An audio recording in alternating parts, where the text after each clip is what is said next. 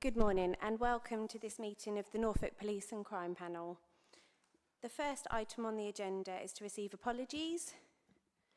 Apologies received today from Jade Martin, Kay Mason-Billig, substituted by Daniel Elmer, Tristan Ashby, substituted by, Helen Crane.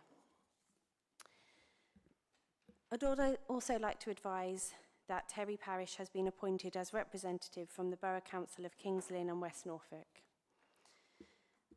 Second item on the agenda is election of chair. Please can I have nominations?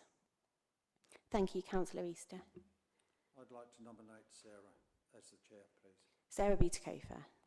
Yes. And she's been on this panel. I think she must have seen at least 4 or 5 commissioners through, same as me. But anyway, I nominate her. Okay, thank you. Do you have a seconder?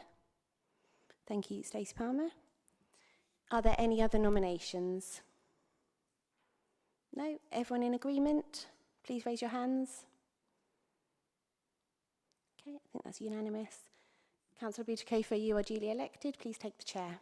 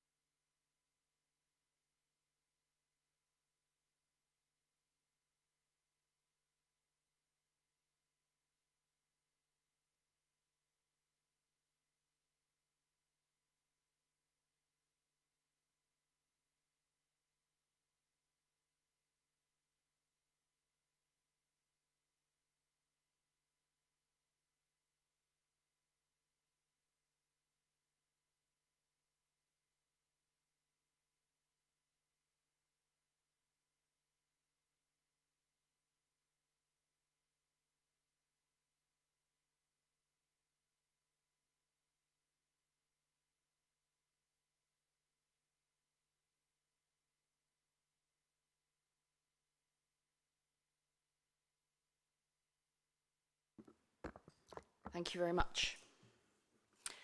So, good morning and welcome to this meeting of the Norfolk Police and Crime Panel. And thank you very much to all of you for electing me as chair for the next year. Before I continue, I will go over some general housekeeping. This meeting is being held in person at County Hall and is also being streamed live on the County Council's YouTube channel. The recording will also be available to view afterwards. Under the Council's protocol on the use of media equipment at meetings held in public, this meeting may be filmed, recorded or photographed. Anyone wishing to do so must inform me and ensure that it is done in a way that is clearly visible to everyone present.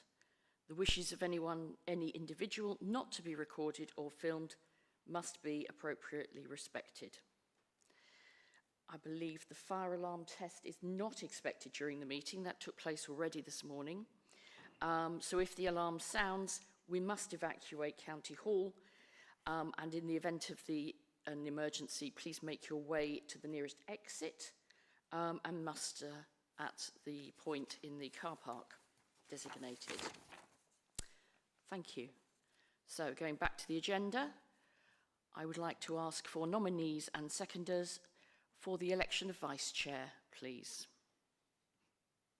Do we have anyone? Councillor Easter.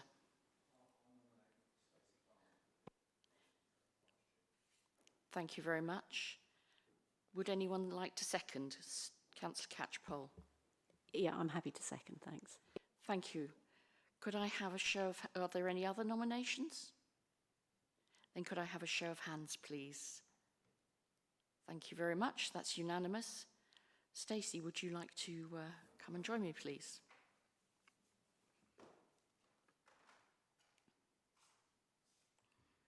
Nicola's going to move over. Okay.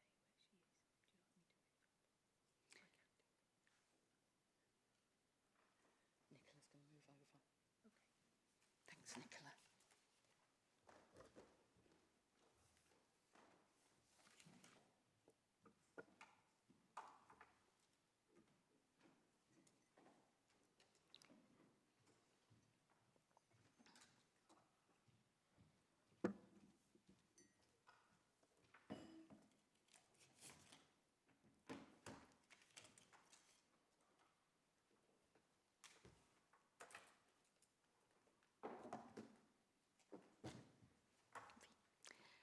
So the next item on the agenda is to agree the minutes of the panel meetings that took place in April and June. Do members have anything they wish to raise on those minutes at all? No? In which case, could I have a proposer for acceptance of those minutes, please? Thank you, Councillor Easter. A seconder? Thank you, Stacey. And all those in favour, please. Thank you very much. Right. Can I ask members, do any of you have any interests that you would like to declare, please? If a panel member has declared a pecuniary interest, you may not vote on that item on the agenda, but I don't see anyone wishing to declare any interests, and I don't believe we have anything with a pecuniary interest. Okay, thank you. So I would like to welcome new and returning members to the meeting, and I would like to express our thanks, and I'm sure most of you would who had the pleasure of working with him, to the former chair of the panel, Councillor Brian Long, who contributed hugely to the successful running of this panel for a period of time. I wish him every goodwill for the future, and I'm sure we would all like to. On a sadder note, I would also like to take this opportunity to pay tribute to former panel member Michael Chenery of Horsborough. Michael served on the panel for many years as county councillor, appointed representative. He was a very valued colleague and a distinctive presence, I think we can all agree.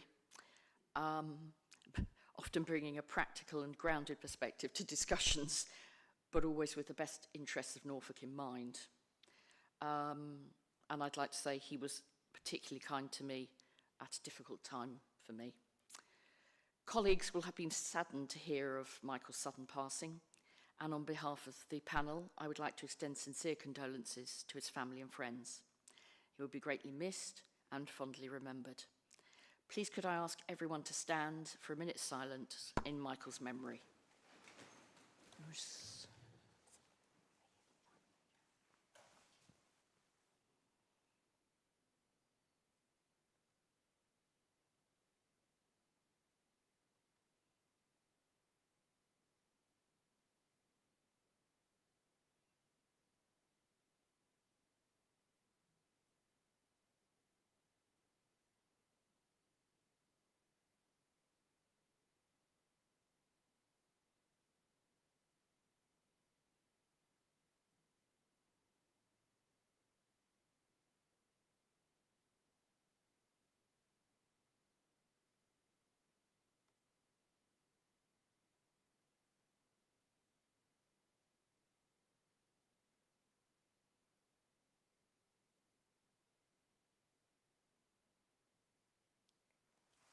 Thank you, everyone.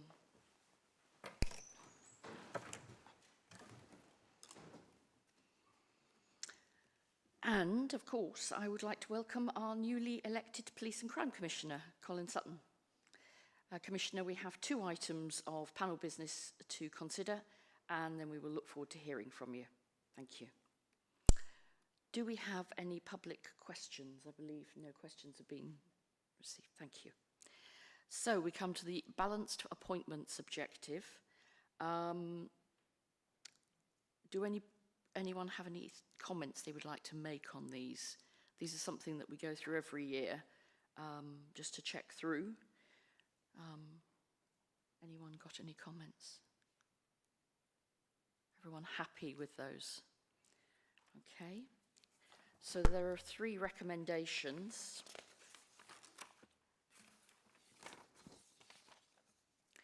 To agree the balanced appointment objective, that it's being met. Do we need to take each one individually, or we can take them en bloc?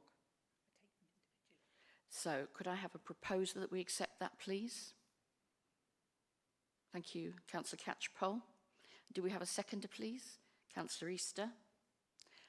Can we then have a show of hands for accepting that, please? It's unanimous. Thank you, that was unanimous. Agree the continuation of Stacey Palmer as co-opted independent member. I think we can gather that that's going to be approved since she's now the vice chair, but could I have a proposer, please? Thank you, Councillor Easter. And a seconder. Councillor Catchpole, thank you. All those in agreement, please? Thank you. That's unanimous. Agree the reappointment of Renata Brox as co-opted independent member without open recruitment. Can I have a proposer, please? Councillor Catchpole and a seconder, Councillor Easter. Thank you very much. All those in agreement, please. Thank you. That's unanimous too. Thank you.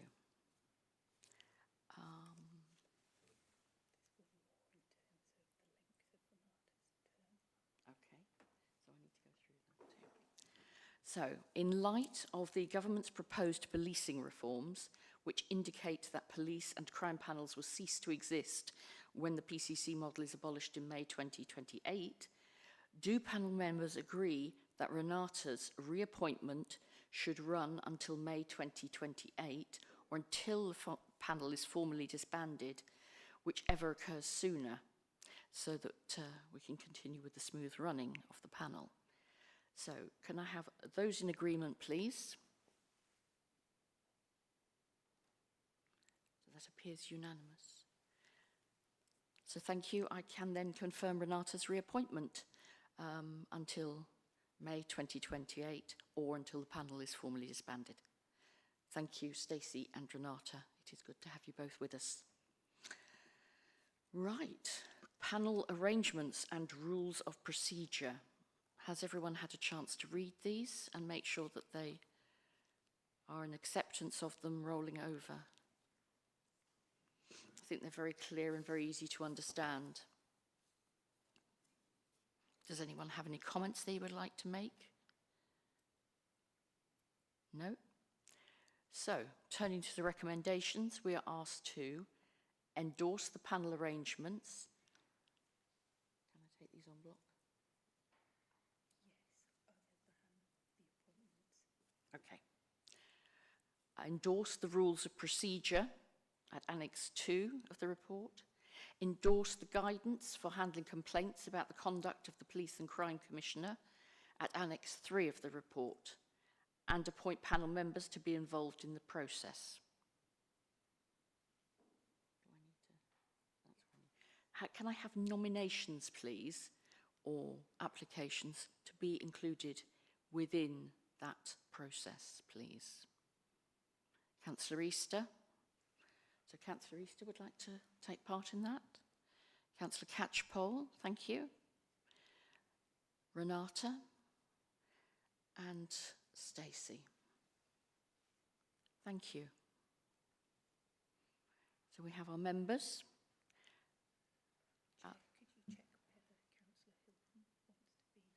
Councillor Hilton, did you also wish to be part of that group? Yes. Sorry, I didn't see your hand. No, that's all right. I just wanted to check because I thought you'd like to be included. That's lovely. So if we can turn and vote on those 3 points first, please. So can I have a proposer for those? Councillor Easter. And a seconder, please. Councillor Catchpole, thank you. All those in favour? Excellent, unanimous, thank you. And then we would like to appoint panel members to the Complaints Policy Sub-Panel. Do I have names of people who would like to be appointed to that, please?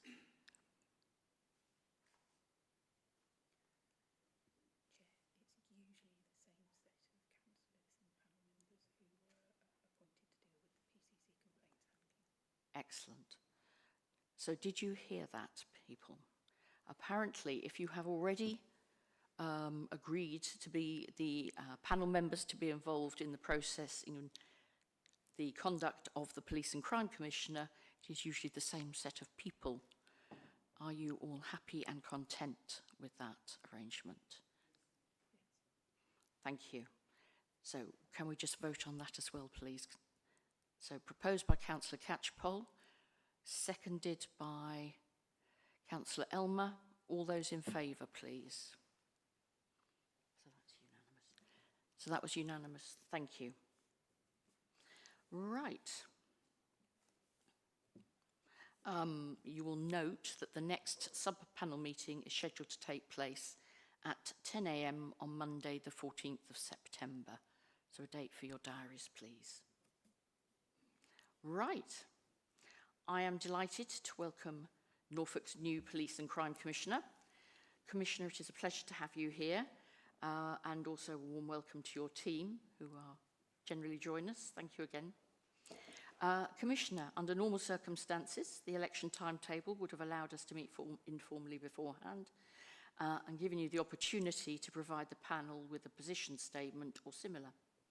We appreciate that that has not been possible on this occasion, so this is an opportunity for you to introduce yourself to us and share your initial priorities and reflections. So over to you. Thank you very much. Madam Chair, thank you. Yeah, I'm Colin Sutton. I was, in the last 6 weeks, I guess I've been surprised, delighted and excited, really. I was surprised that the vacancy occurred. I was delighted to be elected, and now I'm excited about what goes on.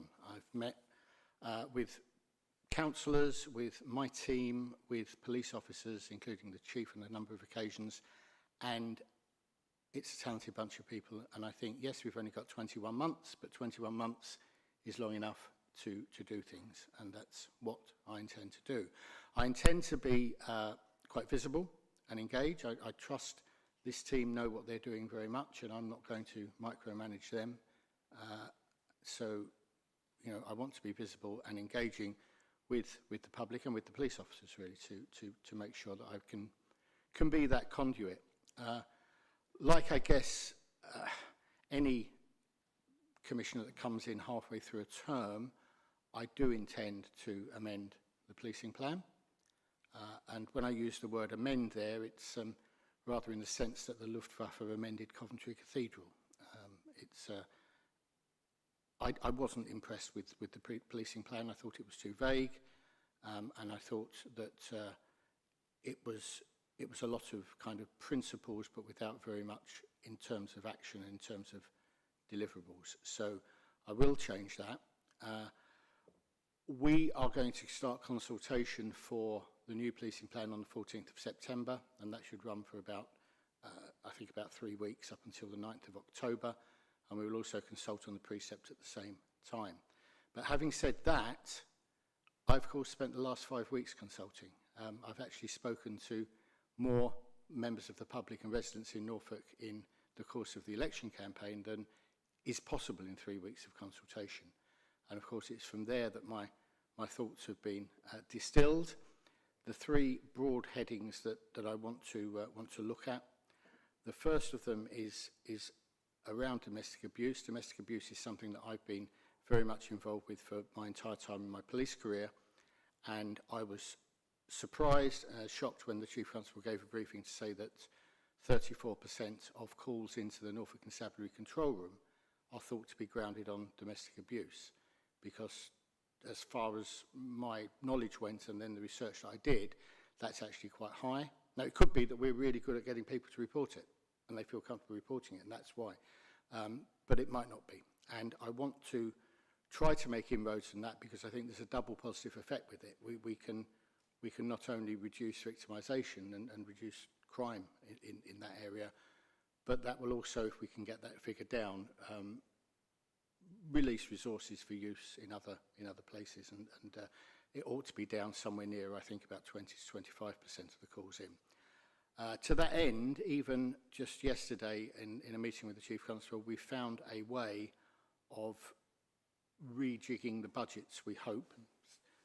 Simon's going to try and help me do that, so that without any extra money, if you like, we can recruit probably 4 or possibly 5 more workers for the constabulary to go to work on the domestic abuse orders, these civil orders perpetrators. I think, looking at it, we're very good in terms of the support we give to charities in the third sector in caring for victims and supporting victims, but will go on to the other side of the equation, if you like, and give us more powers to restrain and control perpetrators. And I think that's, that's another way of coming at the same problem. So that was good news yesterday, and I'm pretty confident we can do that. And if we can, then they should be in post by Christmas, because it's quite handy that there was a selection process for them, and there were a number of suitable candidates, but there were only a limited number of places. So we have pre-vetted, pre-interviewed candidates who, provided they haven't got another job somewhere, will probably take up an offer of a new job, and so we can get that up and running. So that's the first thing is around there, and certainly all the existing commissions and the existing measures that are in place with organisations around domestic abuse, I have no intention of interfering with that and stopping, because I think it's something that's very important to us. The second thing that rather kind of surprised me when I looked at last year's policing plan was that there were 2 lines on rural crime, and I'm banging the drum on this. We are essentially a rural county. 90% of our land area is rural. Something like 75% of our population lives in rural areas, and about 70% of the population make their living from agriculture. And so to only have 2 lines in the policing plan, and indeed no pictures of the, although there were lots of pictures, no pictures of the rural areas, I thought was surprising. We have problems in the city, we have problems in the big towns, of course we do, and we don't want to take our focus away from those and take our eye off the ball with those. But having said that, there are real issues around rural areas, and particularly rural crime, agricultural crime, if you like, in terms of theft of equipment, theft of equestrian equipment and tack, hare coursing, causing crop damage, and fly tipping, which I'm sure we're all very, very anti-fly tipping, because it is absolutely a blight on our lovely county. And I intend to talk to colleagues in the county council. I've got a plan to make fly tipping less attractive, shall we say, to people. But that will need some help from the county council, if only in making the civic amenity sites more accessible in some ways, and reducing the temptation to go and fly tip. So we're going to have a strand on rural/agricultural crime, and there will be some deliverables under that. And the third thing that I want to look at is a bit wide-ranging, and it is a bit principled, but we will put some deliverables underneath it in the plan, and that's around engagement with the public. And engagement with the public, I think, leads very much into trust and confidence in policing, which is also something that we need to build upon. It might not be possible to find sufficient funding, certainly looking at what's coming down the line in terms of funding for next year. It may not be possible to find funding to reopen front counters substantially, as I'd wanted to do. But there are ways of forcing, not forcing is the wrong word, but ensuring engagement. And I was at Great Yarmouth yesterday, and they've got this task force that they've got 3 dedicated police officers there that can't be used for other things, and it seems to be working very well. And I think that's perhaps a model that we could try to roll out to other big towns around the county to help that engagement on some sort of rota possibly, but that's something else that we'll be looking at. So they're the 3 kind of areas. I think to restrict it to 3 areas is probably sensible in terms of the fact that we've only got 21 months, and there's no point in having a huge plan that's going to take at least 5 years to get into operation. So there are things I think that are doable within 21 months, and I have every confidence in the team that are there with me to help me do that.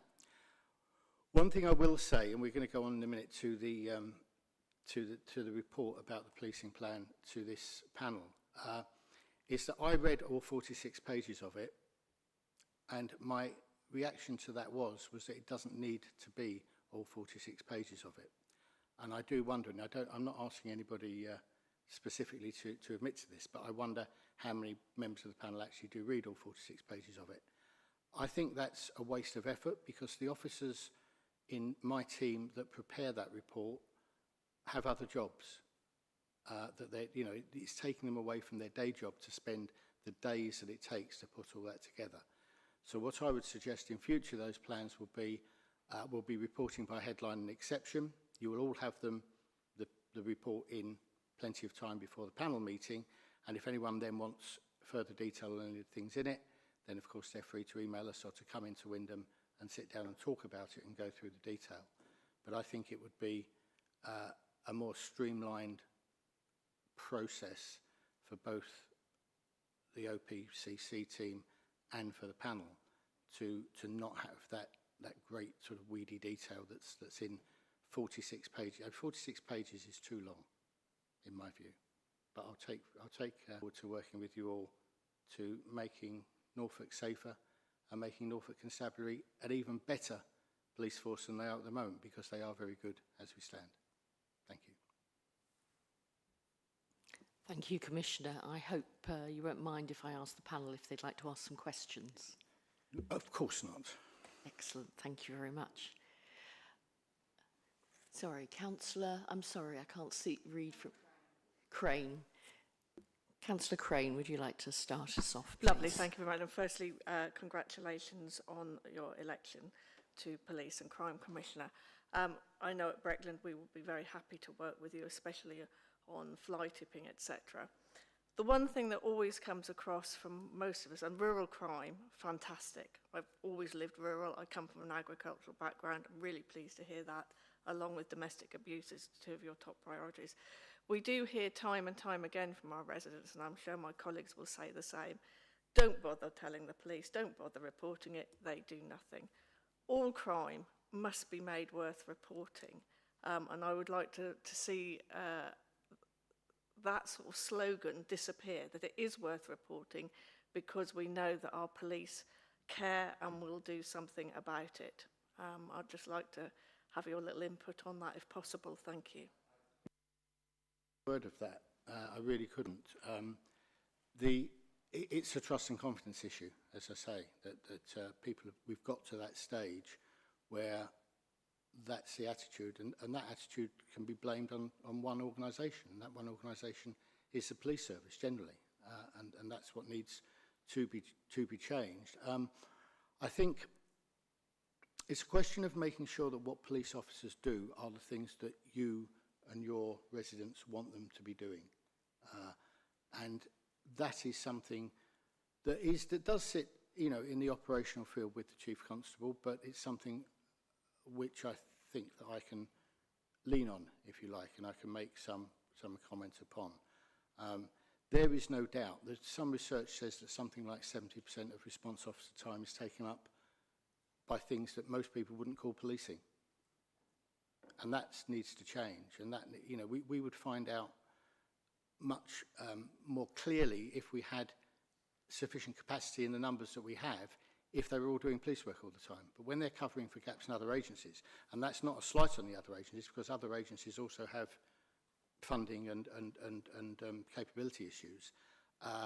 But if they weren't spending so much time doing that because they are there and they are there 24/7, then we might find that the service for policing tasks improves a great deal. So it can't be looked at in isolation, but I hear what you're saying and absolutely agree with it. I want everybody to report everything, because actually that's how we find out what's going on and where our priorities should lie.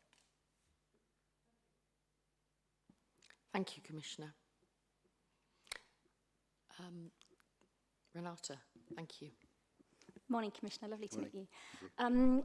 You talked a bit about your priorities for policing, which is really interesting to hear about.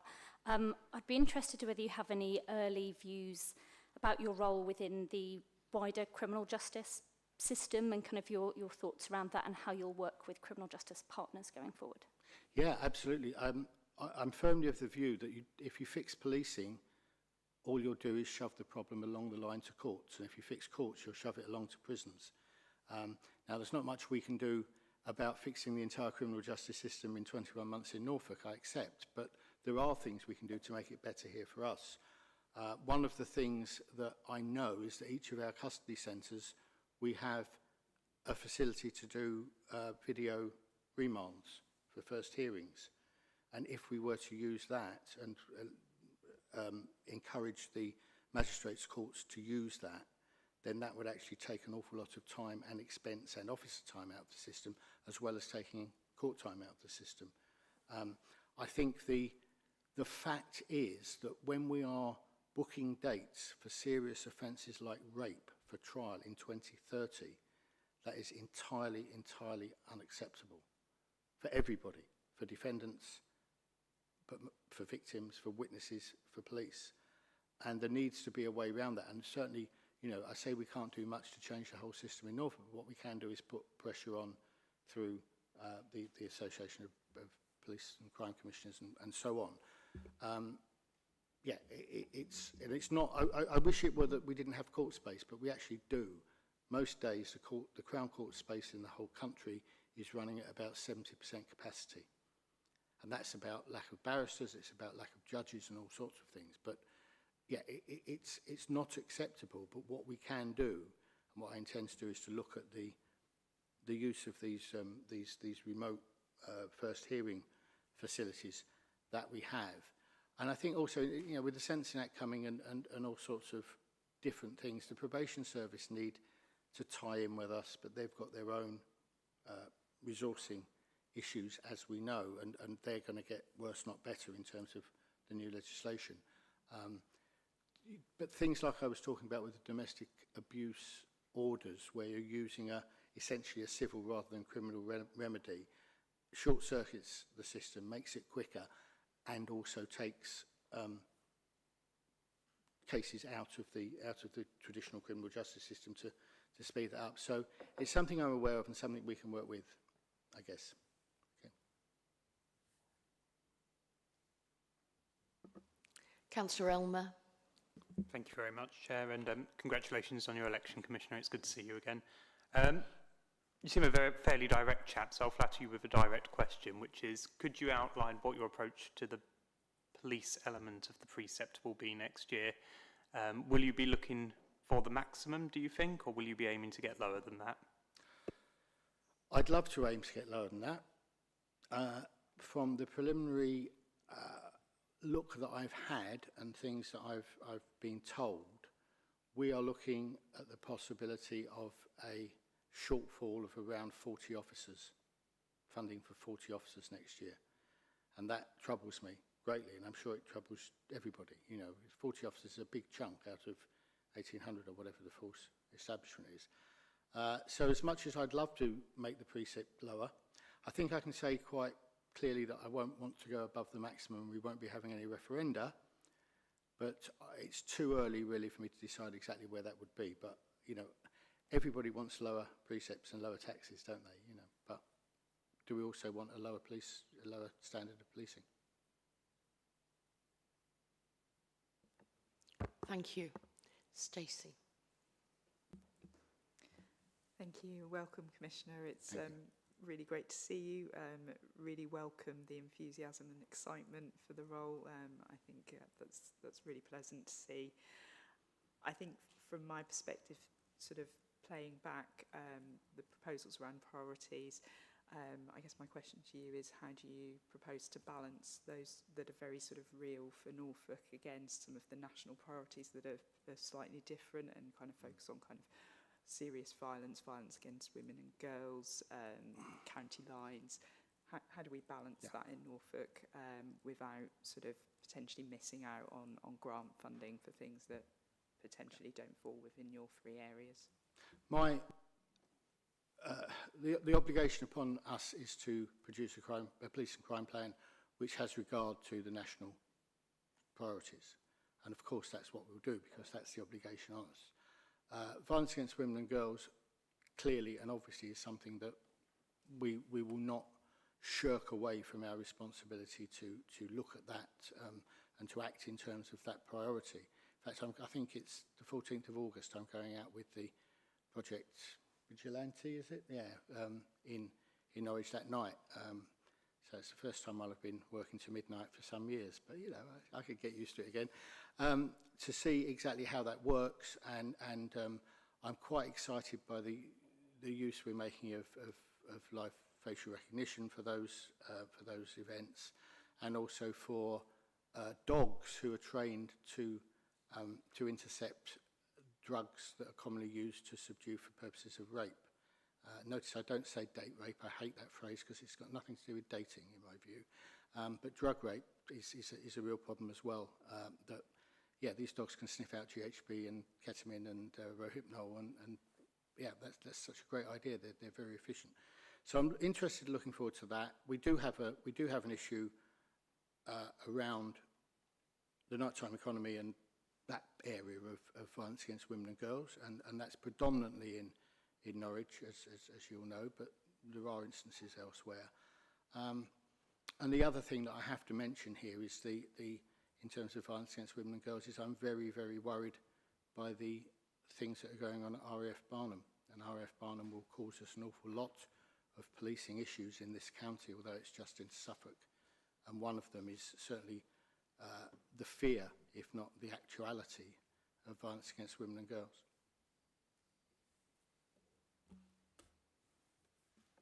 Do the panel have any more questions? Yes, Councillor Weston. Hello, and congratulations on your election. I just wanted to pick up on something that Councillor Crane mentioned, and that was, so in communities like mine, in Heatherset and Broadborough, they have persistent or seasonal antisocial behaviour, and it does feel at the moment like it's not necessarily a priority, and you've alluded to that in some of your comments. I know it's early, but I just wondered if you had any preliminary thoughts on how we could better deal with that. Thank you. Yeah, it's not a problem that I'd seek to minimise. I understand that antisocial behaviour is a real thing, and that's why when I mentioned rural crime, I kind of said agricultural crime in terms of the acquisitive crime that goes on in rural areas.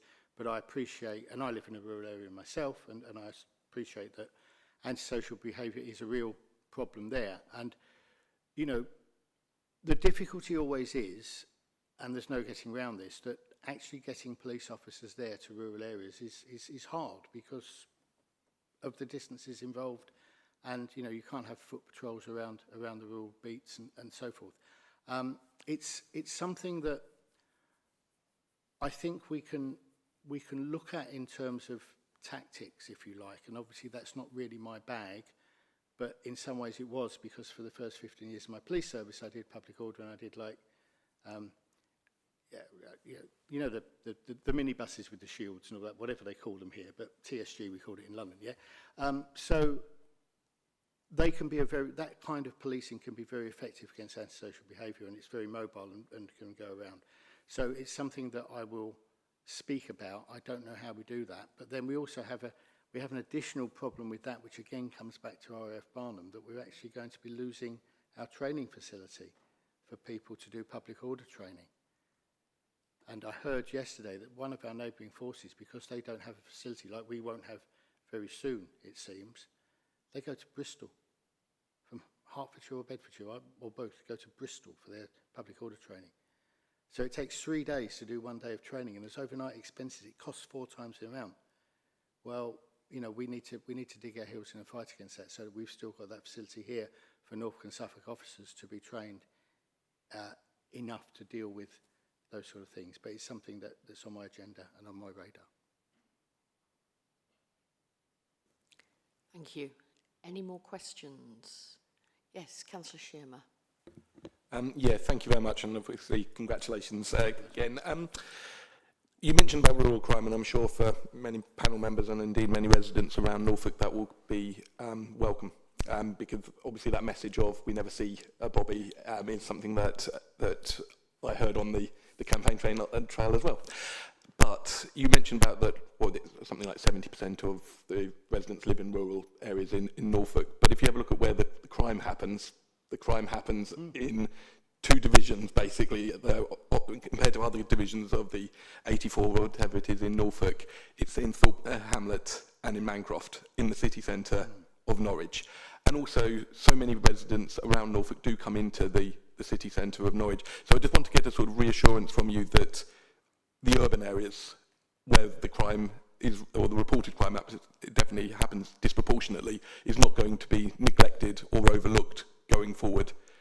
No, absolutely not. I mean, I tried to say that the the focus there will not be taken off of it. It's a question of finding time and resources from other things to bolster the rural policing rather than taking from the counties, from the city and the towns.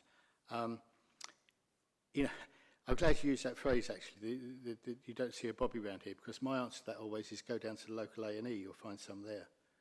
And that's about police not doing police things, with police being tied up with other things that don't really count as police work. And if we get and are successful in changing that, then that will release resources to deal with things without taking anything away. But I don't want to remove the focus from the very real, as you say, hotspot crimes that we see in the city, and also in Kingsley and big towns as well. But I think the trick of this is that we can do both, or we ought to at least strive to do both. Thank you. Any further questions? Yes. Hi Colin, welcome and congratulations. As you know, my area is an urban area, so it sort of relates to the previous question. What are your views on the bizarre scenario at the moment that people can shoplift £200 worth of goods before they get arrested? Can that be changed? I agree it's a bizarre situation. It's a situation that is criminal justice system driven as opposed to being police driven. There are police forces throughout the country, Humberside being the best example, who have completely junked that idea and are clearing up more than 60% of their reported shoplifting, which is phenomenal change. I've actually been in touch with them to make sure I know how they did it, and it's something that I want us to adopt here. I don't think, the spectacle of people rushing into a shop and scooping up £199 worth of goods and walking out again is something that I don't think any sensible society should want or should have. Thank you very much. Councillor Catchpole. Thank you, Chair, and congratulations again. I'm aware that we don't have the Chief Constable with us today, and I was wondering whether he was invited and how you see yourself working with him going forward. Thank you. As far as I'm aware, he's permanently invited. I didn't know until I got here whether he was coming or not. I have met him in person on, I think, 4 occasions now, and spoken to him on the phone on several others. He is a man that I'm sure I can have a very good working relationship with. He is extremely committed to making Norfolk Constabulary even better. He has views which chime with mine on a number of policing issues, shall we say. And as an example, there was something about this training thing that was in the papers, in the Sunday papers the day before I actually started the job. And it was the first thing I asked him about, and his response to that was that if he's got his police officers sitting in front of a computer doing training, he wants that training to be about catching bad people and solving crimes. And that's the kind of attitude I want, and I want him to have. I have no reservations whatsoever about talking to him, sharing things with him sharing things with me, and getting on to work for the good of this county going forward. Stacey. Thank you. Commissioner, I'd like to go back to one of your first points around the report and the sort of style of report and length of report. And it's something that we've debated for a number of months, both as a panel, but also with your predecessor, and have had sort of numerous conversations around what we'd like to see within the report. I think as a panel, we'd really welcome the opportunity to have that sort of deep discussion with you and indeed your office around what that report could look like. I think there's specifically something for me that I'd like to mention, and that's around kind of the sort of headline sort of statement and kind of the sort of key exceptions. And I think for me, one of the things that has come through quite strongly from previous iterations of the report that we've had is a real sort of mismatch between what the narrative says and potentially the data that sits behind some of that, and it often tells a different picture. And so I think as a panel we'd really welcome the opportunity to look at how do we get that balance between reporting on the key activity that's being delivered, but actually what outcomes are being achieved through that, and how does that relate to good prevention work? I understand that. I hear what you're saying. As far as I am aware, and I'm sure you'll correct me if I'm wrong, the role of the PCC office is to hold the Chief Constable to account, and the role of the panel is to hold the PCC office to account. So it isn't the role of this panel to look at the depths of the performance of the constabulary, because the performance of the constabulary is our concern, it's what we do, and we report what we find with that. And that, I think, is something that needs to be made clear. And I don't think to report on what we're finding in terms of holding the Chief Constable to account is best served by 46 pages of detail. That's my view. But if people want that detail, as I said, I'm quite happy for them to email us and we'll give them the detail, or to come in and we'll talk about the detail. But I do not see the utility of having 46 pages of detail for a panel like this, where, and I hope I'm not doing anybody a slight, but I doubt that everybody's read it all.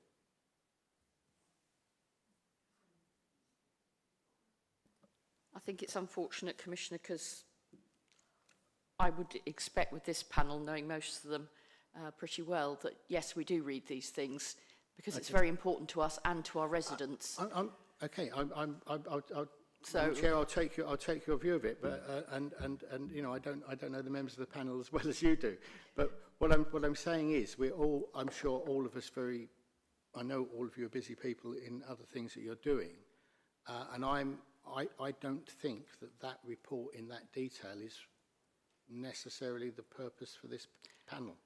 I think one of the questions I wanted to ask you was about, how the panel, you intend to work with us, because it's obviously a very important relationship for both of us. And for me, it's very important that the panel have the right reporting information so that they can make informed decisions when they're looking at the work of your office and yourself. I also understand what you're saying about 46 pages of information, and sometimes that's not always the most helpful information. So I think there is a way of working together to find the best reporting that suits your office, you and the panel. And maybe we should have a working group to look at that quite quickly so that we can make sure it works going forwards for everyone.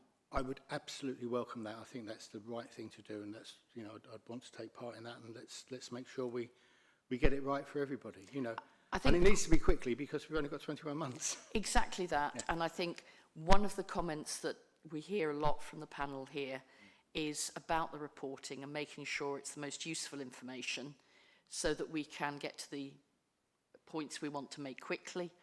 So I think there's a happy medium for all of us, but I don't doubt the work ethic of anyone on this panel. If I may, Chair, I think, Commissioner, we're probably talking on the same page, I think, on this, and I think the conversations that we've had as a panel is that we don't necessarily want to see lots of reporting about activity that is standard business as usual policing data. Actually, what we really want to see is an understanding of how the activity of your commissioned services, your funded provision, is leading to successful outcomes for residents, and that's the bit that has felt missing for us. So I think we're on the same page, actually. Absolutely the same page. We are. But it's about sort of aligning the two things and making sure that the report really demonstrates that. I'm grateful. Thank you. Are there any more questions at all? I think, for me, So I wanted to ask about the relationship, and I think that's just been made quite clear. I think the other thing that I wanted to ask about, for me, I'm very interested in a lot of what you've said. I think it's what our residents probably want to see. But I am concerned about how you're going to find this officer time to do it when we've been told consistently that there is an awful lot of cybercrime that the force are dealing with, that is a huge concern and this is a growing area. And just balancing that, and sadly we both know there's not money forthcoming from central government to give us the extra resources that you're... I mean, it depends how you're defining cybercrime. If you're talking about cyber fraud, then there are mechanisms for that nationally that are in place. If you're talking about it being mean postings on social media, then certainly that's not something we should be doing, and we won't be doing. It's essential for lots of reasons that the activity of the constabulary reflects the wishes of the residents in the neighbourhoods as to how they want to be policed. That's the bottom line for me, is that we should not be doing things that don't matter to neighbourhoods.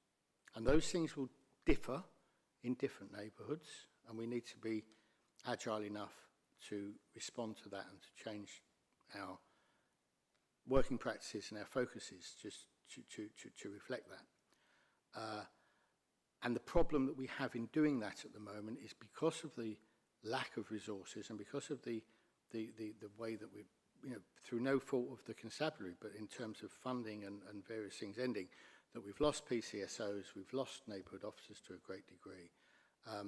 That is difficult to rebuild, but we need to rebuild it somewhere. And yes, there is a finite pot, there is a finite amount of officer time, if you like, and if we are going to divert officer resources from one thing to another, then there's that old question, what do you want us to stop doing, Governor? That's what happens.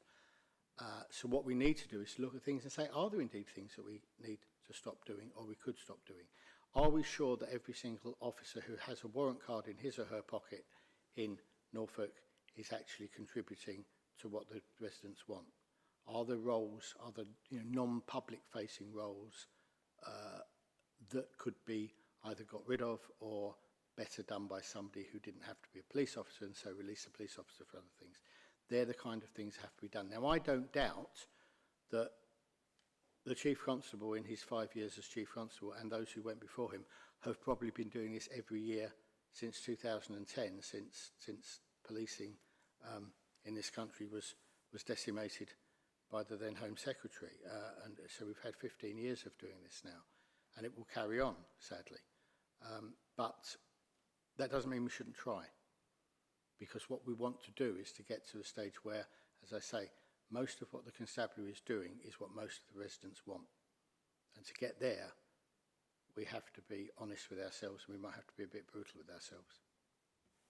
Thank you. I just think it's interesting hearing your views, because we have been told consistently for a long time that's, cybercrime of different fraud. Yes, I agree with you, the petty, it's not, call it petty is wrong, but the smaller crimes, shall we say, are not where you should be spending your time. But I'm just worried then that if we are releasing resource from there, that we will move the problem to somewhere else. Yeah. But that is, as you say, that is a matter for you to be looking at with your team when you are holding the Chief Constable to account. I'm just noting our concern that we don't move things and leave other areas exposed. That's all. I understand that, and with my kind of police officer rather than PCC hat on, looking back, history tells us that as soon as there are any advances in society, people find a way of criminalising it. That's just what happens, and there's always a degree of inertia and drag with law enforcement to catch up with it, and we, the way that the cyberspace and AI and all the things that are just whizzing off into the distance in terms of technology, it's going to take us, you know, we need to catch up with it, yes, but we can't do that overnight. Okay. Stacey. Just one last from me on this section of the agenda. And I guess it's something that, again, we've talked about at length with your predecessor, but I think because of challenges around timetable, it's been relatively paused. And I guess it's to get a sense from you as to what you're currently aware of in terms of transition planning into mayoral position in a couple of years, and also where you might see the panel being able to support or work with you on those developments over the next couple of years. Yeah, we're in a situation where we've had a white paper. We know that there's going to be, or there are suggestions for changes. We've not actually seen anything for any of that in hard statute form. So we don't actually know what's happening in many ways. In terms of police reform, not necessarily LGR. The likelihood is that my old boss, Sir Bernard Hogan Howe, has done this, do you know what we call it, a report or an investigation into it as to the likelihood. And the smart money is that we here in Norfolk will either end up it being recommended that we are in a three-force amalgamation with Suffolk and with Essex, or even a 7-force amalgamation with those three plus Bedfordshire, Hertfordshire, Cambridgeshire and somewhere else I can't remember. But so my view of it entirely is that I think it's difficult to say that you want policing to be more responsive to neighbourhoods if you then accumulate police forces into huge conglomerates. The experience, and the most recent experience that we've got of it that we can look at, is in Scotland, when Police Scotland was formed, and I think it was 9 forces went into 1 there. And predictably, resources were sucked in by Glasgow and by Edinburgh and the big sort of cities away from rural and local policing. And no matter what you might try to do and write into the procedures to avoid that, we're always going to have, aren't we, a get-out for the local commander who's going to say, operational reasons, I felt I had to do that. And so I worry about that. I worry even with a three-force amalgamation here, whether or not we would find that, again, our rural communities and our smaller towns would find that their policing got even less because big towns across this big area, would suck resources in. There was something in the police reform agenda about a pathfinder force to show and prove if amalgamation could work and how it might work. I think in the original report it was suggesting something like Thames Valley and Hampshire, but actually we in Norfolk and Suffolk share so many services at the moment, and the way in which we are geographically located, I believe and think that we would actually lend ourselves to that kind of amalgamation quite easily. And if that were the case, and we were to offer and to be successful in saying we will be the pathfinder forces for amalgamation, I think there would be an awful lot of potential wins for Norfolk in that, in the sense that the economies of scale and amalgamating resources and amalgamating procurement and all sorts of other things that would have real benefits in terms of funding for us. And it would also make sense if the LGR and the mayoralty and everything else goes ahead, that obviously we would then have a mayor for Norfolk and Suffolk combined. And it would make sense for the police force to be coterminous with his or her boundaries as well. So that's roughly where we are on it, I guess, in terms of reform. I need to continue to have discussions with the Chief Constable and also with my counterpart in Suffolk and the Suffolk Chief Constable, if and when they get a new one, to see whether we feel that it's the right thing to do for us to try and make representations to the Home Office to say we would like to be your Pathfinder force. And I guess that's something, and I don't really know where it fits into it, but I guess it's something that the panel and people here would have a view on, and we ought to somehow speak to before any final sort of decision was made on that. Thank you. That's really helpful. Thank you. Excuse me. Panel's covered an awful lot of the questions that I'd noted down for you, which is great. I just have one last question for you, please, and thank you for your time on these questions. It's appreciated. Well, I'd welcome your wish to work with us, obviously. I wonder whether you've had a chance to look at the protocol that's owned by the PCC for working with us, and whether you're going to be looking to try and change any of that at all, or whether that's going to stay exactly as it is. Stay as it is. I've no issue with it at all. I think it's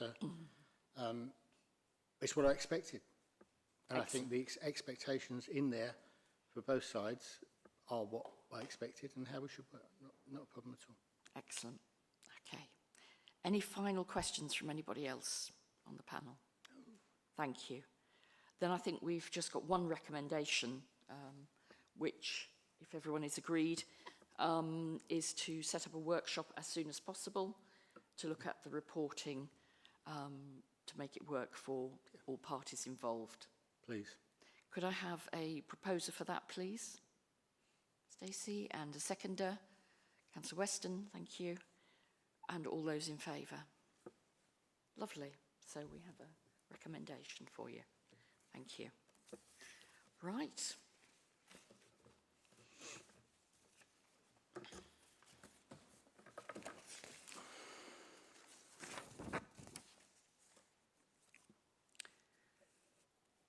Okay, so we move now to item 11 on the agenda, putting prevention first. Obviously, Commissioner, this is a report against your predecessor's plan, but I wonder whether you'd like to say anything on it, or whether anyone from your office would like to comment on it to introduce it before the panel ask any questions. I think it wasn't my plan. It wouldn't have been my plan, and it's going to be difficult for me to talk to it, shall we say. Thank you. Does anyone from the Commissioner's office wish to say anything on the plan? Mr. Stokes. Okay, thank you, Chair. Happy to take any questions, and clearly if we haven't got the answers for those questions, then we'll take them away and we'll come back to panel members with answers for you. Thank you. Does anyone on the panel have any questions on the report? Yes, Councillor Weston, thank you. Thank you. Yeah, the report, unless I misunderstood it, it describes another 20 neighbourhood officer posts, but it also says that existing officer posts may be converted to police staff roles to finance them. So I was just wondering what the net change in Norfolk's total deployable capacity would be. Thank you. Thank you for that question. I don't have the specific answer for that, and rather than generalise, I'll take that away and I'll come straight back to you. Thank you. Councillor Catchpole. You had your hand before. Did you wish to come back or not? No. Councillor Easter. If you look at the graph on page 91, it shows the strength report, well, it shows the number of crimes recorded for individual offences and the clear-up rates. Now, when I was a police officer, and certainly when you were a police officer, these wouldn't have been acceptable. They're not good enough. However, Norfolk is a very safe area, and we do suffer with a lack of police officers to investigate the crimes, because I was talking to an officer the other day, 7 years service, and he's investigating a murder, which is not good. However, as your job as Police Commissioner, how will you advise the Chief Constable to improve these rates? That's a tough one, isn't it? Yeah, it's. I mean, what we don't want is to get people feeling that they have to hit targets on these rates or to improve them in a certain ways, because I think you'll probably know, and we're all probably aware, that that's led into a very dark and dangerous place in the past, and I don't want Norfolk Constabulary to go there. I think you'll find that if we can get better at responding, if we can find more officer time to respond, then we will find out more, people will report more crimes to us. As you say, this business of, oh, it's not worth it, becomes something I hope in the past that, you know, ironically and perhaps paradoxically, greater reporting of crime often helps you solve it, because there are, you know, whizzy, clever, analytical people who do things now and can target crime-solving activity, and they need data on which to work. And if they have that data, because people are reporting everything, then it's a lot easier to try and work out what's going on and to change deployments to suit to it than if people aren't telling you things. So it's a very sort of moving, shifting sort of scene, isn't it? There's so many variables that tie into it. I think what I would say is, if we look at these percentage detection rates, clear-up rates, call them whatever you want, if you put that in the national context, we are generally either first or second in the country. We vie with Cheshire Police all the time as to who's first and second. So we're not doing badly at it. Could we do better? Yes. Would those figures have been acceptable years ago? I don't know. Possibly not. It's when I say I don't think we should get too bogged down in the headline figure, it's because I think there is a qualitative aspect to this as well, about people feeling safe and feeling the police taking them seriously and trusting what they're doing. And I don't want to lose sight of that, chasing bald figures.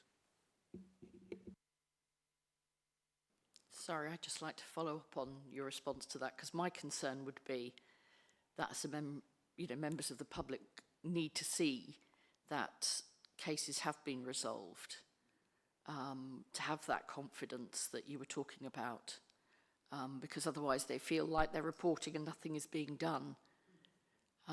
So my concern would be, sorry, Councillor Easton, would you like to come back?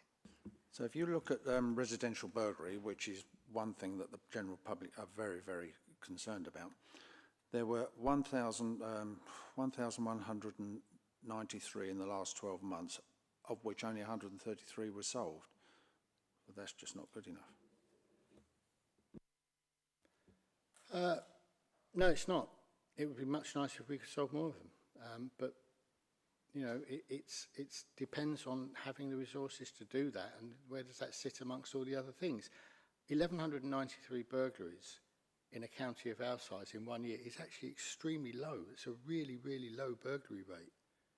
And the lower that the rate of offending goes, in some ways, the harder it is to make a dent in it. Because, as I say, you haven't got the data and you haven't got the resources put into it. If we, God forbid, if we were having 10,000 burglaries a year rather than 1,000, then I'm pretty sure we'd find the resources to put into it, because that would be a problem. The whole thing is keeping plates spinning, isn't it? That's the difficulty, and it's keeping plates spinning when you've got dwindling resources and where you're staring down the barrel of having 40 fewer officers next year.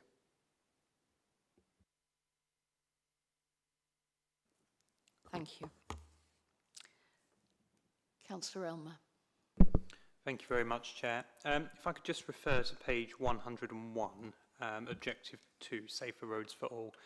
This is a particular issue in my community at the moment, where major diversions are causing more and more people to run through communities to avoid the thick-thorn roadworks. My question is, given the number of killed and serious injury collisions appears to only be going one way, how satisfied are we at the moment with efforts being taken to reduce that? And I guess a question for the PCC as well. Obviously, road safety wasn't one of the 3 areas you did highlight, but I'm very sure that wasn't due to a lack of concern about it. Will it be featuring heavily in your revised plan? It's not because I don't care about it. It's not featuring in the plan because, as I said, I think it's the plan is for less than half a term, and it's really. I don't see the point of putting 8 or 9 objectives in there when we're only going to have time to address 3 of them. The killed and seriously injured figures again. Yeah, they're not good. They tend not to be good in rural areas. It's one of the things because of various geographical reasons and reasons of people in 60 mile an hour roads and so forth. I have not had any kind of comment before now from anybody citing road casualties as something which they think should be a priority for the constabulary in the coming year, 2 years. I have had lots of people talk to me about speeding in villages, and that's something which I am behind and trying to, having formerly been the leader of a community speed watch in my village, I kind of understand how these things work and think that we can get behind that and support that in some ways. Stacey. I've actually got a follow-up to Councillor Weston's question, and I think this is illustrative of the point I was making around the reporting style and I guess the mismatch for me. We see in the update of the plan that the sort of road safety partnership work is listed as green and it's saying completed and that we've done that. But then conversely, to Councillor Weston's point, the data is showing an upward trend in occurrences across the county and particularly across a period of time. And so to me that speaks to the plan doesn't necessarily tell us whether the intervention is having real impact from a prevention perspective. It's just saying the activity is completed, and that concerns me then in terms of the point that Councillor Weston was making around how do we truly understand whether the activity is actually having the right impact in the community. Yeah, I take the point. I take the point, and that's what I think the sort of thing the working party needs to be clear. We can have a more streamlined report, but make sure that things like that aren't lost. Thank you. Any further questions, please? Stacey. Thank you. Commissioner, there's a lot of detail in this report that you've noted, and I think some of the detail that stands out for me is the number of initiatives that have been paused for a period of time because of sort of absence of the Commissioner, your predecessor, but then also the commitments around reform and LGR. I'm wondering, out of those activities that have been paused, are there any within those commissioning activities that you would want to continue moving forward? I'll tell you by the time of the next panel meeting or before if you like, but it's not something I've had the chance to consider in 6.5 days at the desk. I think that's a very fair comment. Councillor Catchpole. Thank you, Chair.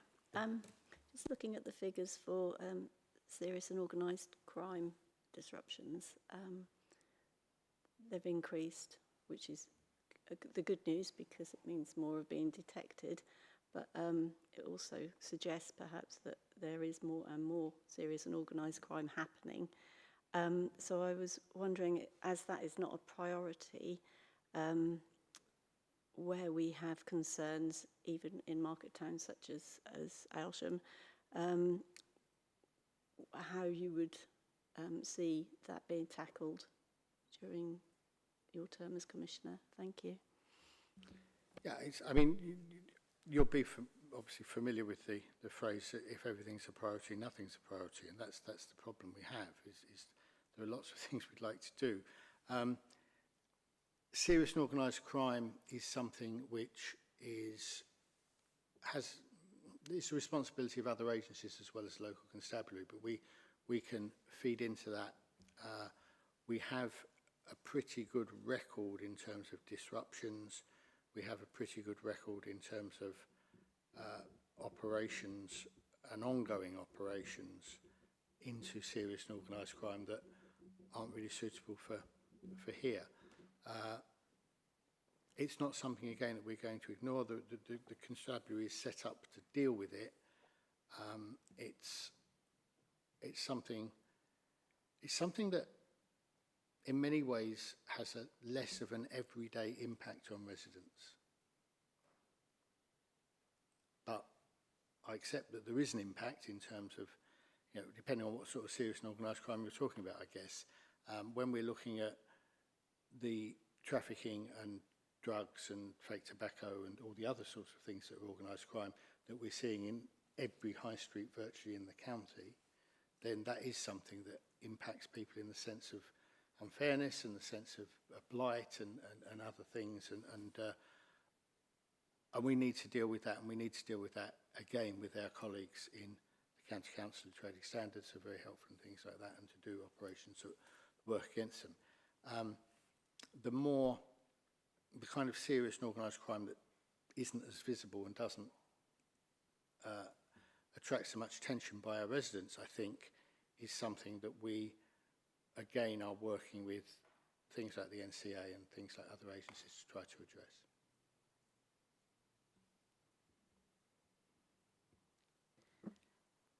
Thank you. I have a question for you. Just listening to the discussion, I'm hearing that serious and organised crime, that killed and seriously injured and burglaries aren't in your priorities. And I just want to hear reassurance for the people of Norfolk that you are still going to be holding the Chief Constable to account for those areas, because that is your role rather than ours. And, you know, if not, that's a worry, I think, for us in you doing your role. Of course not. Of course not. Just because something isn't listed as a priority in the policing plan for the next 3 years doesn't mean to say that no work will be done there. We're not doing it, you know. So, of course it is. And of course there are national priorities as well around serious and organised crime and indeed terrorism and trafficking and all sorts of things like that we have to have regard to in what we're doing in terms of operationalising it. My policing plan, the policing plan that we will come up with for the next panel meeting, are the things that I want to try and focus on to make a difference to over the next 21 months. They're not the only things that we'll be doing, obviously. I mean, you know, everything else still goes on in the background.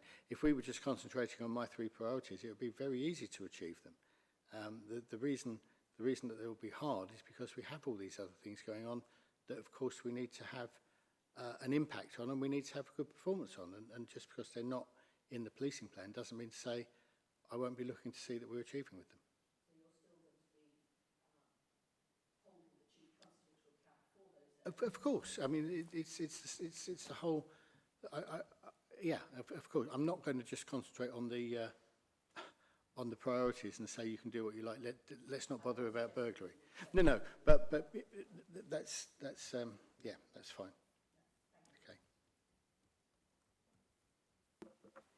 Has anybody else got any more questions? No. Excellent. Thank you. I don't think we have any actions coming out of that discussion. Obviously, we'll be moving to your new plan, and it'll be interesting to receive that next time. Thank you. Thank you. Right.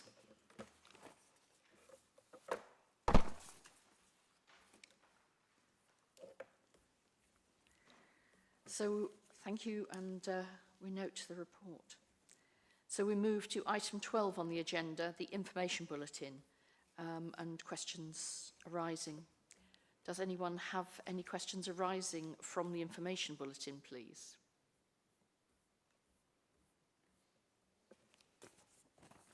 No questions?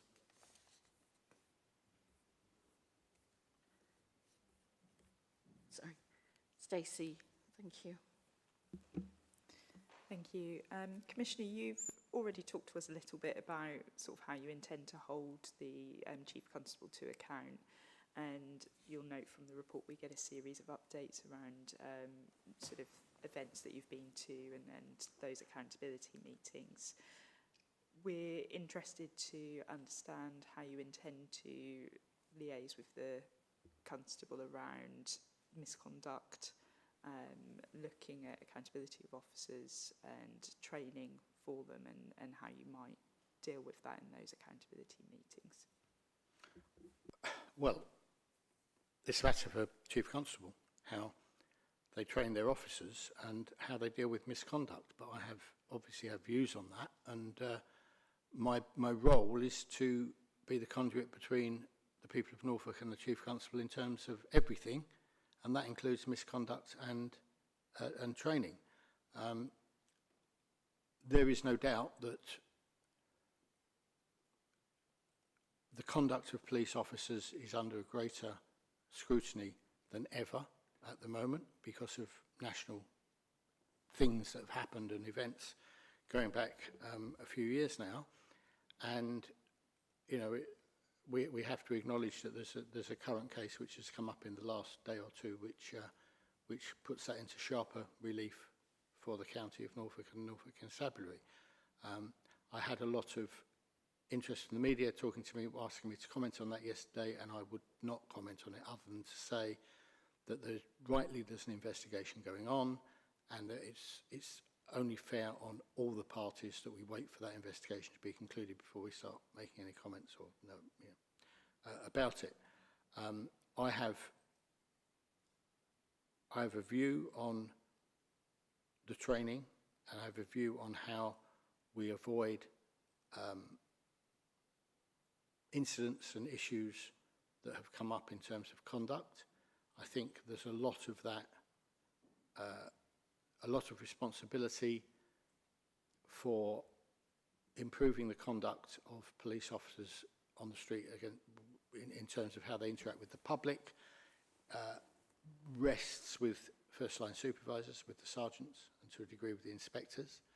And I think the way that the police force as a whole has gone over the last few years in terms of these things and needing to have everything on computer and everything, you know, kind of logged and audited.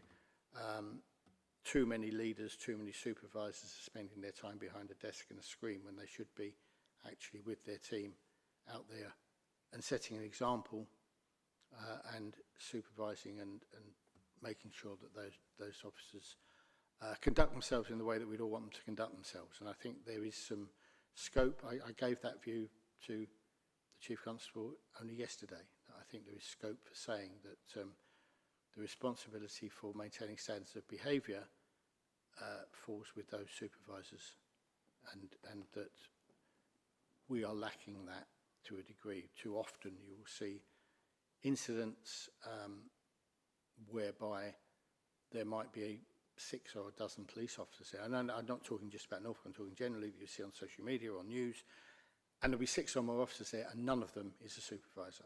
That should not happen. That shouldn't be how it works. So I think the scope for improving leadership, the setting of an example and so on there to make sure that we get our supervisors and our leaders back into kind of frontline positions where they should be with their teams. In terms of training, you know, you can train people. It's heartbreaking sometimes because you realise that good officers let themselves down. And when they let themselves down, they let their colleagues down, they let the service down, they let the county down. And every single police officer in the county pays for that misconduct. Every single police officer in the country pays for that misconduct because it's no fun being out there on Prince of Wales Road on a Saturday night and trying to work and having people yell at you that your colleagues are whatever they've been, be it racist, misogynistic, violent, whatever, you know. So it is an issue, and it's an issue for the kind of sanity and well-being of the existing officers, apart from anything else. So, yeah, it's something I think that I've got an insight to, that because of my background in terms of how you do this and how you, but I will always come back to the stage and say, I think the key to it is leadership.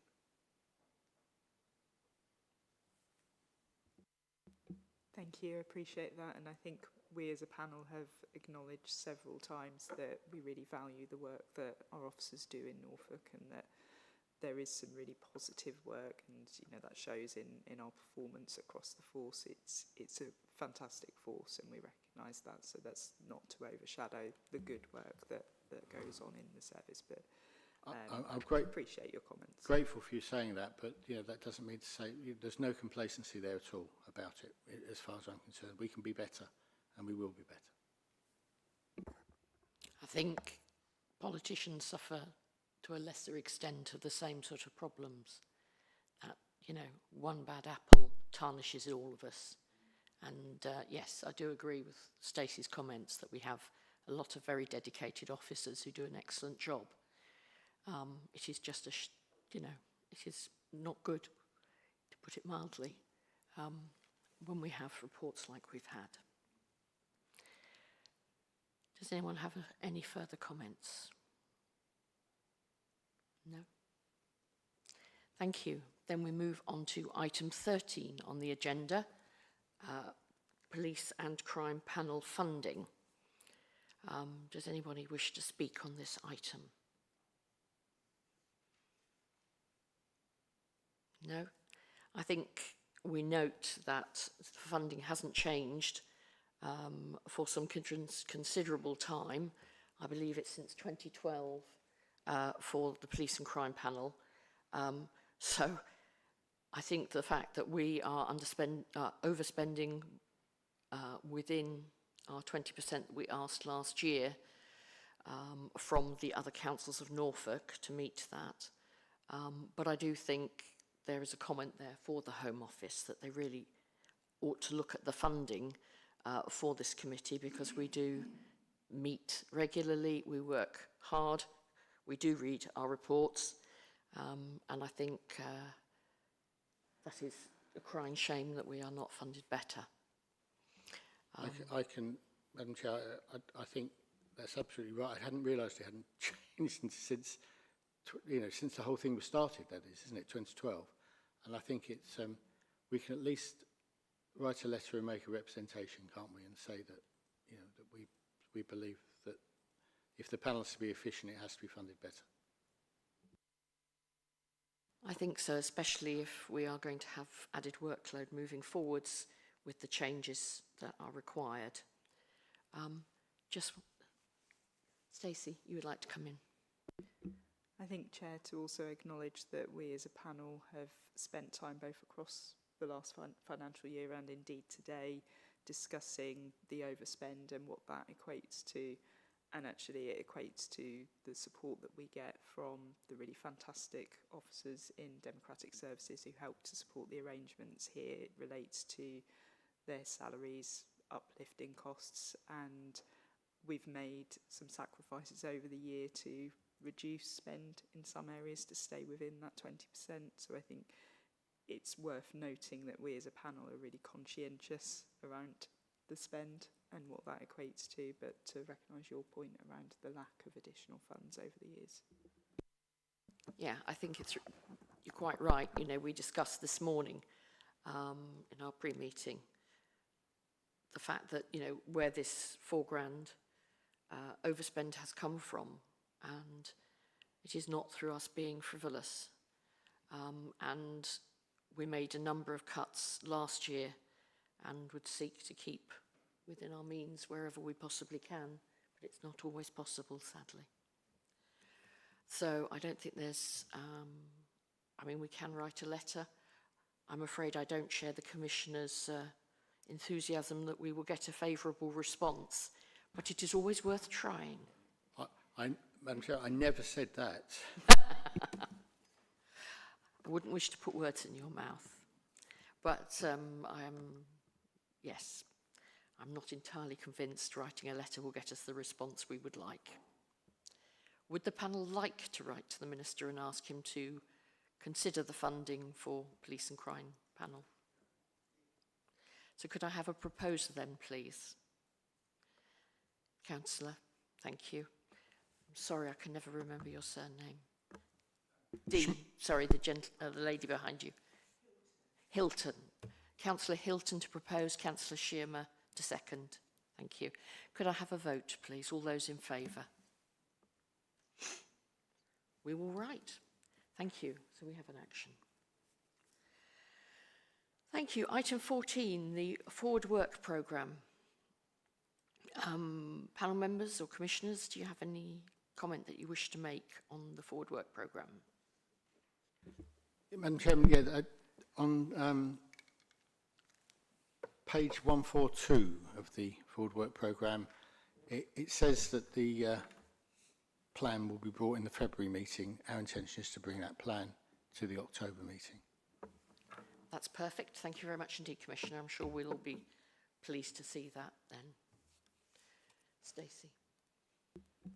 Just going back to your earlier point, Commissioner, about your consultation date frame, does the proposed meeting on the 29th of October fall within that consultation period or after?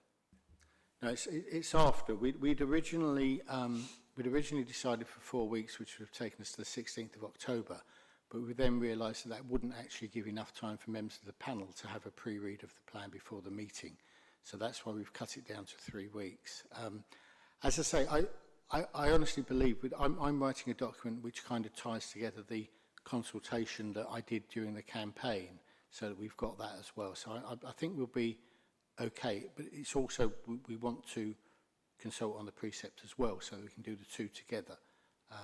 So those 3 weeks will be our consultation period, and that means the members of this panel will have the report or the draft plan in plenty of time before that meeting on the 29th. Thank you. I'm just trying to think about that 3-week period. It doesn't fall within the holiday period, does it? Does it fall within that? No. Thank you, Gavin. It's always my concern. I mean, I'm pleased to see the precept consultation moving to a time that's not a holiday period, because it is a better time for people to be able to have an opinion and say something on it. I've just been advised my maths is worse than my English. I don't know. It's 4 weeks. We originally had 5 weeks, and that will make it 4 weeks. That was what was going through my head, and I was thinking, that's great. Thank you very much for confirming that. Councillor Catchpole and then Stacey. Thank you, Chair. I'm not sure this is the appropriate time, but I just wondered, it has been a struggle in the past to get people to respond to the consultation. I just wondered how, in these early days, you might have thought about how you can get a higher level of response to your consultation. Thank you. Yeah, it is difficult. I'm looking at how we might be able to use social media better. We've got some avenues there that are open and with quite a few sort of high numbers of followers and people on there that we can do that with. It's something that we're looking at. I'd like to get obviously as wide a consultation as you can, but when you've actually got something, we could only get 17% of the electorate to come out and vote at the election. So what chance have we got of getting substantial numbers of people to consult with us? That's the reality of it. But, like all things, just because you think it's going to be difficult doesn't mean you don't try, does it? No, and I think, I'm sure panel members here would be happy to take back to their different councils. If you flag it to us when it goes out, I'm sure you will do anyway, then we can make sure we use our channels as well to promote it. So obviously we're a sitting resource waiting to help there. I'm grateful for that, and I'm sure we will. Thank you. Stacey. Chair, it's a point of practicality more than anything for the meeting of the 29th of October, given that the Commissioner has outlined his intent to sort of significantly reframe the plan. That agenda is particularly heavy at the moment, and I wonder whether we need to potentially reframe that to consider proper time to consider the plan and the consultation along with the budget. At the moment, we've got the independent custody visitor scheme annual report in that agenda, and I wonder whether that's just a bit too heavy for that date.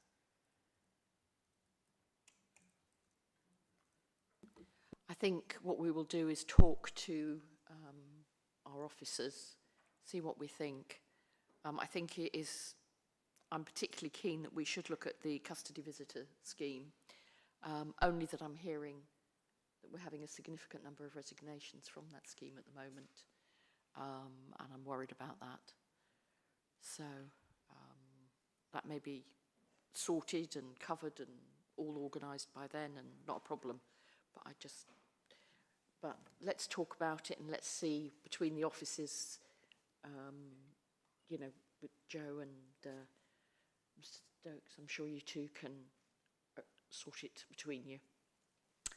Thank you. Any other comments? But I think it's a valid point, Stacey. Any other comments? No? Thank you very much. In which case, I'm pleased to say that the meeting is concluded, and thank you all very much indeed for your attendance this morning.